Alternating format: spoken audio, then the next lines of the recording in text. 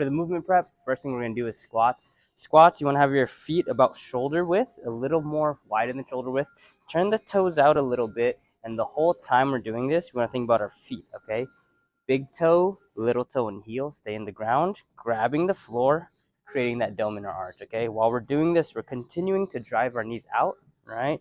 Knees are out, and then while we're doing that, knees and hips bend at the same time. So when we're doing this, we're anchored in through the feet, actively pulling ourselves to the bottom of that squat, pushing ourselves out just like that. Boom, boom. You want to look for that hip crease to line up with the knee there.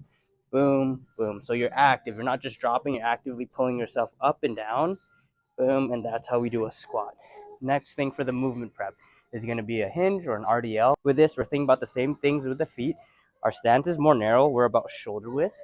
Big toe, little toe, heel anchored in, creating that dome with our feet. Slight knee bend, and it's all about how far the hip is pulling back. A lot of times we get caught up with the hands and shoulders with how low they're going. That's irrelevant for this. Anchor through the feet, slight knee bend, thinking about pulling my hips back and loading up with tension back here. The same sensation is like if you're stretching.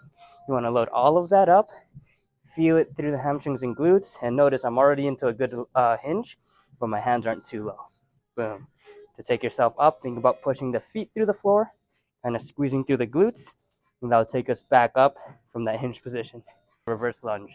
Reverse lunge, we're looking to keep that knee stacked over that ankle. So as we're pulling low, we're not upright with our torso. We're deeper through that glute, and then from here, push that heel through the floor to take us back to neutral. Pull, pull, pull, push through. Boom, just like that. At this angle, you'll see that my knees stay out. Boom, while I push. While we're doing this, you want a bigger base. We're not really narrow with the feet. You want that foot out a little bit more for that reverse lunge. Boom, pull into that hip, push through to keep tension through the glute. Push up. So with this, it's going to be different than what we're usually used to. We're going to go feet nice and wide. We go feet wide so that we could have tension through the glutes. We're going to keep the core tucked underneath, hands right on the shoulders, and actively pulling our chest into the floor. So when you're doing that, as you're retracting, you're pulling yourself into the floor so we have tension, then pushing the palms to the ground. So everything solid from my butt to my core, to my upper body, and that's how we execute a pull and a push. Downward dog is going to be the same as our push-up position. Feet nice and wide, hands right on the shoulders. What we're looking to do is push the palms through the ground so that we put our hands in an overhead position. Just like that, right? Same position right there.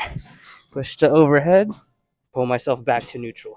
I'm pushing so that I could get into an overhead position and so that I could push my hips back, coming back to neutral, okay?